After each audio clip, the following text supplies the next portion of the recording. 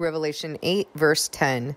The third angel sounded his trumpet, and a great star blazing like a torch fell from the sky on a third of the rivers and on the springs of water. The name of the star is Wormwood. A third of the waters turned bitter, and many people died from the waters that had become bitter. Okay, so let's break this down. We're just going through the first four trumpets because we want to understand how God is bringing his people in. Listen, the fifth and sixth trumpet, by the time those hit, God's people will have already come in. They will have already been sealed. So right now, as these trumpets are blowing, you need to be aware of that. You need to be aware so that you can look and see what's going on. And I'm not talking about look with your carnality, look with your natural eyes, look with your spirit and understand what's going on at this time in history so that you understand how God is pulling his people in and so that you can recognize how he's pulling you in. What is he showing you? What is he telling you? What are you to make of the times? You know, I've had a lot of people contact me on the channel and say, no one's speaking like you. No one's saying these things. God's been speaking to me and he suddenly drew me to your channel. God's been speaking to me about the very things that you're talking about. God's been opening my eyes and pulling me out of this stuff. They're talking about exactly the same thing that I'm talking about, what God's doing at this point in history. He is pulling his people out of Babylon, but his people have to respond. What does that have to do with the trumpets? Well, if you don't know by now, you should go back and listen to the first and second trumpet videos so that you can understand. We're taking a look at this with spiritual eyes. One of the things that I talked about in the other videos is that God is going to do things in the natural. However, the only reason he's doing them in the natural now is to get your attention. You need to be perceiving and pursuing his spiritual understanding, his spiritual wisdom, because he established things in the natural early on in the Bible so that you would understand in these days what's going on in the spiritual. So with regard to trumpet number 1, the word talked about hail and fire mixed with blood. And then it goes on to say that a third of the earth was burned up, a third of the green grass, and a third of the trees. So we went back and we took a look at how God talks about hail sweeping away the lie that people have made their refuge. We looked at fire. We looked at what it means to be burnt up. How does he talk about that? How he talks about his people as being land. So he's not necessarily talking about what he's doing to the earth, at least not alone. He's also talking about what he's doing with his people. Now, is this biblical? What does this mean? What do you mean what he's doing with his people? It seems pretty clear that he's talking about the earth. We'll go back to Ezekiel. And I saw this is Ezekiel 9. Let's go ahead and start at the beginning. Ezekiel 9. Then I heard him call out in a loud voice, "Bring near those who are appointed to execute judgment on the city, each with a weapon in his hand." And I saw 6 men coming from the direction of the upper gate, which faces north, each with a deadly weapon in his hand. I want you to understand that these are the first 6 angels. Why 6? The first 6 angels of the 7 trumpets.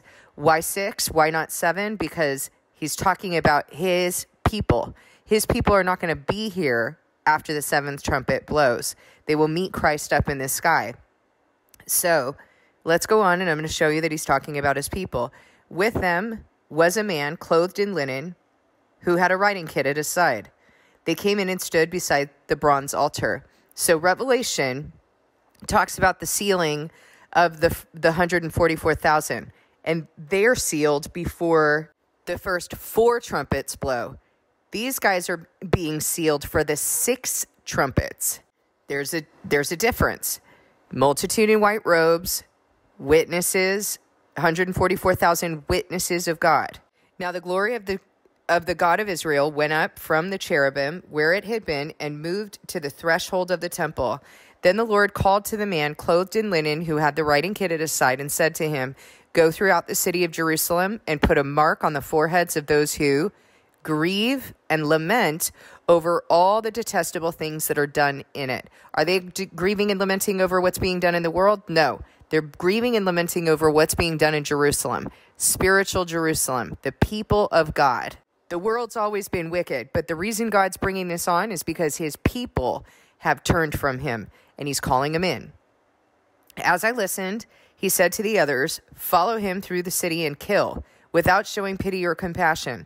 Slaughter the old men, the young men, the women, the mothers and children, but do not touch anyone who has the mark.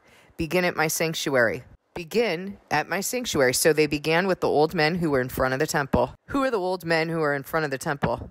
I wonder. The worthless shepherds in the churches? Then he said to them, defile the temple the temple and fill the courts with the slain. Go. So they went out and began killing throughout the whole city. While they were killing, and I was left alone, I fell face down, crying, alas, sovereign Lord, are you going to destroy the entire remnant of Israel in this outpouring of your wrath on Jerusalem? He answered me, the sin of the people of Israel and Judah is exceedingly great. The land is full of bloodshed, and the city is full of injustice. They say, the Lord has forsaken the land. The Lord does not see. So I will look on them with pity. I will not look on them with pity or spare them, but I will bring down on their heads what they have done. The man in the linen with the writing kit at his side brought back word saying, I have done as you have commanded.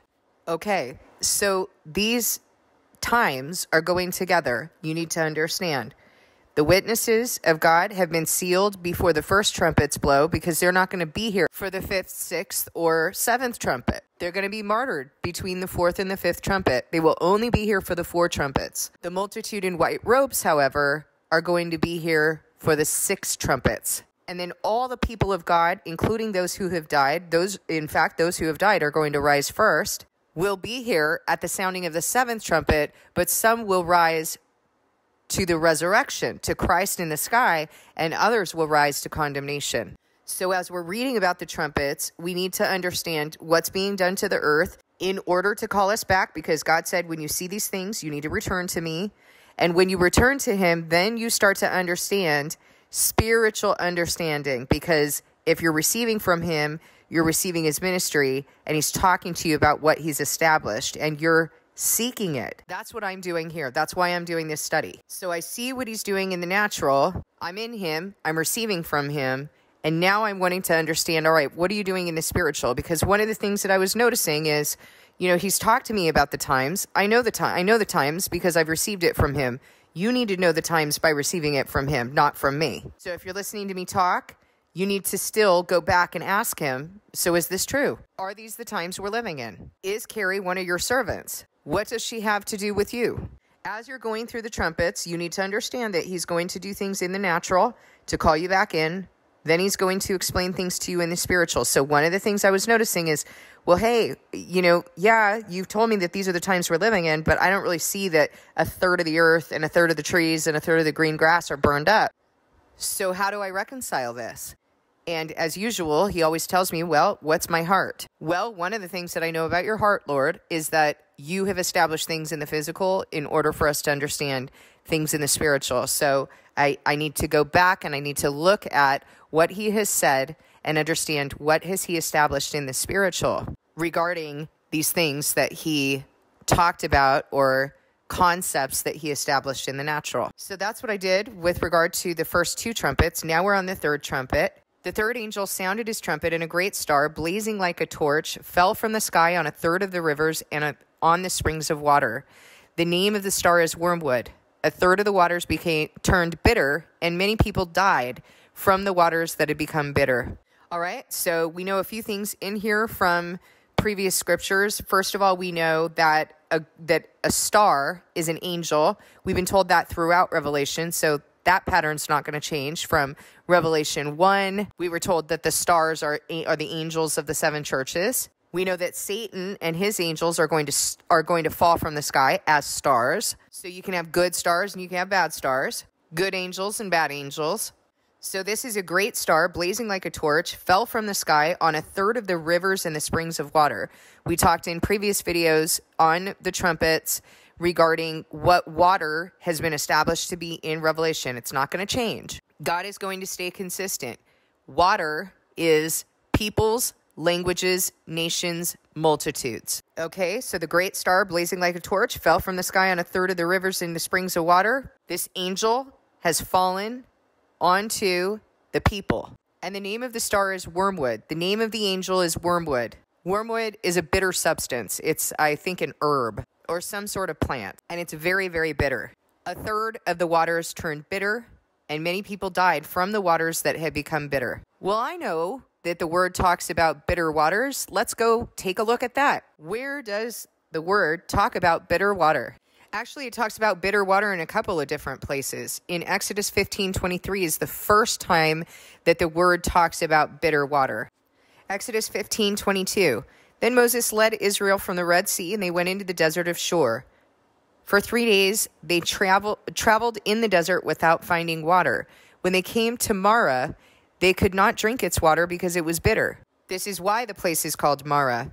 So the people grumbled against Moses, saying, "What are we to drink?" Okay, so let's just keep that in mind, that the people are grumbling against Moses because they can't drink the water, because there's no water for them to drink. Then Moses cried out to the Lord, and the Lord showed him a piece of wood. He threw it into the water, and the water became fit to drink. There the Lord issued a ruling and instruction for them and put them to the test. Okay, do you see what God's doing here?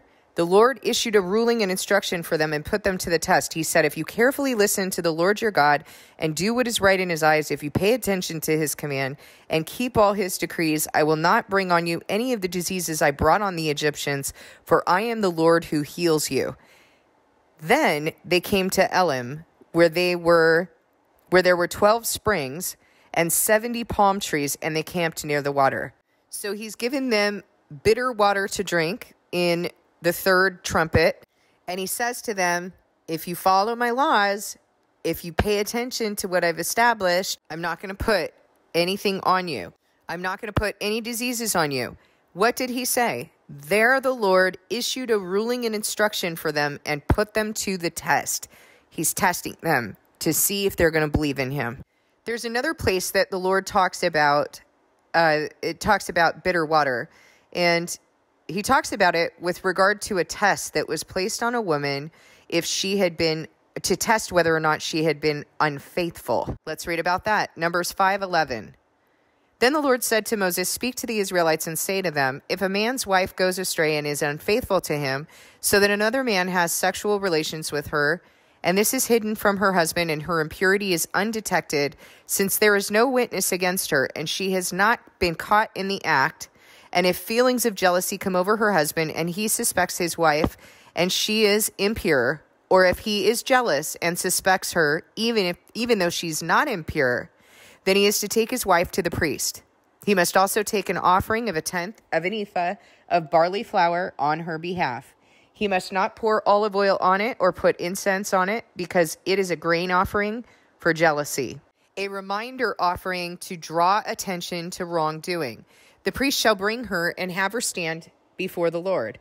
Then he shall take some holy water in a clay jar and put some dust from the tabernacle floor into the water. After the priest has had the woman stand before the Lord, he shall loosen her hair and place in her hands the reminder offering, the grain offering for jealousy, while he holds the bitter water that brings a curse. The bitter water that brings a curse. Then the priest shall put the woman under oath and say to her, if no other man has had sexual relations with you, and you have not gone astray and become impure while married to your husband, may this bitter water that brings a curse not harm you. Do you hear that? So, if she's not been impure, the bitter water that brings a curse is not going to harm her.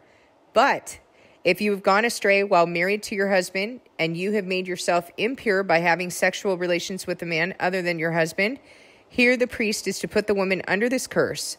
May the Lord cause you to become a curse among your people when he makes your womb miscarry and your abdomen swell. May this water that brings a curse enter your body so that your abdomen swells or your womb miscarries. Then the woman is to say, Amen, so be it. The priest is to write these curses on a scroll and then wash them off into the bitter water. He shall make the woman drink the bitter water that brings a curse, and this water that brings a curse and causes bitter suffering will enter her. All right, I'm not going to continue on because that's not what this is about. The point is that if she has been impure, that's going to be revealed when she drinks the water. If she is not, her husband's going to look like a fool, okay? His jealousy is going to be exposed. Do you think that drinking the water, dying from the water that had become bitter, that might be revealing something about the fidelity of God's people to him? The third angel sounded his trumpet, and a great star blazing like a torch fell from the sky on 1/3 of the rivers and on the springs of water. The name of the star is wormwood. A third of the waters turned bitter, and many people died from the waters that had become bitter.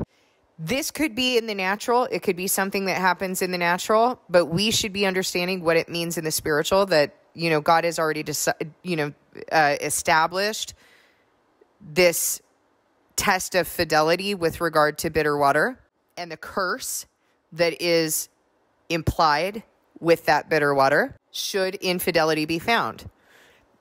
I'm not convinced that this is something that's going to happen in the natural. What I do believe is that, God often will do something to get our attention and let us know, all right, this is kicking off. So you should be paying attention. You should be paying attention if anything happens in the natural. However, you should also understand that star may fall on people, because the waters have been established in Revelation to mean people, languages, multitudes, and nations. God doesn't necessarily need you to drink that literal water in order for your infidelity to be known. You're already laid bare before him. He already knows who are his and who are not. So, do you think that at a certain point, while these trumpets are blowing and he's harvesting people in, do you think that at a certain point, now 2 trumpets have already blown, he's been showing people, he's been exposing the foundation in counterfeit Christianity for what it is, calling people out of Babylon. I explained to you in the other videos, I see it literally every single day, people falling off. When the sun comes over, they're scorched by it because they have no roots. They hear the joy, they hear the good news and receive it with joy, and then the devil pecks at it. The devil takes what was sown. I see this literally every single day. I see that people fall off because it's too hard a teaching. It's too hard a teaching that you don't get to go to man to make you better, to heal you, that you are supposed to be returning to God, and that you need to rend your heart. And even though you've been living in this world that has, made it very difficult for you to understand how to live in your heart, that it's something that you must do because he's the only one who heals you. That's too hard a teaching for some people. Just like it was too hard a teaching when Jesus was saying, I am the bread of life. You have to feast on my flesh and drink of my blood. And people were falling off and they were saying, this is too hard a teaching. Who can understand it? So do you think that at a certain point that these things are going to happen? Those who are not faithful, those who are lukewarm, those who are dilly-dallying in this covenant, he's already said, these are the things that need to happen. You've done this, this, and this, but I hold these things against you. Your deeds are unfinished in the sight of my God. You're lukewarm. I wish you'd decide whether you're cold or hot. And because of that, I'm about to spit you out of my mouth. What more can he do to warn?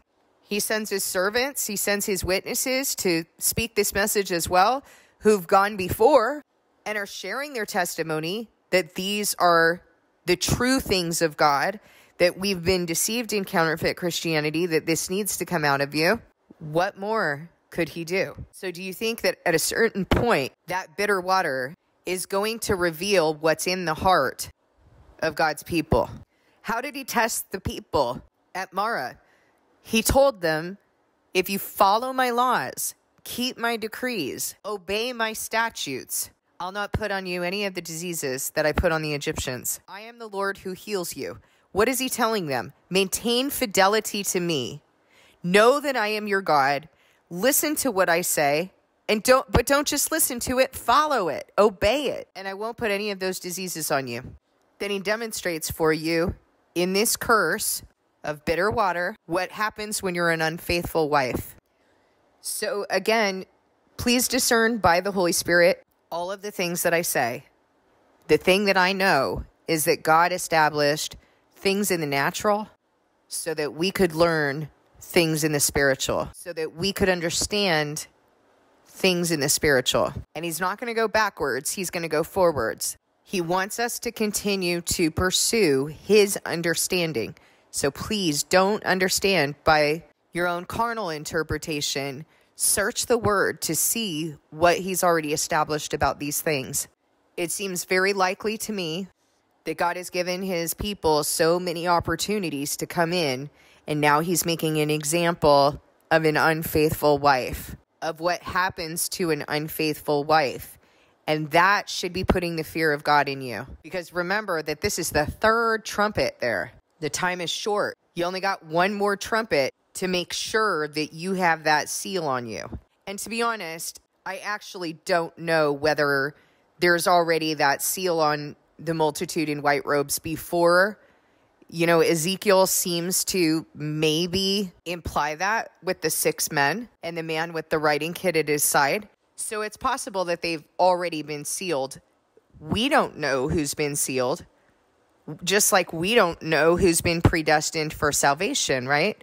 We only know if you're bearing that fruit and you continue to bear that fruit, because if you stop, then it was a false alarm. You believed in vain, and you're not one of the ones, right? That's how Scripture speaks. And to be honest, I think the same for the witnesses, that they're only a witness of God so long as they continue to bear that fruit, so long as they continue on this upward trajectory.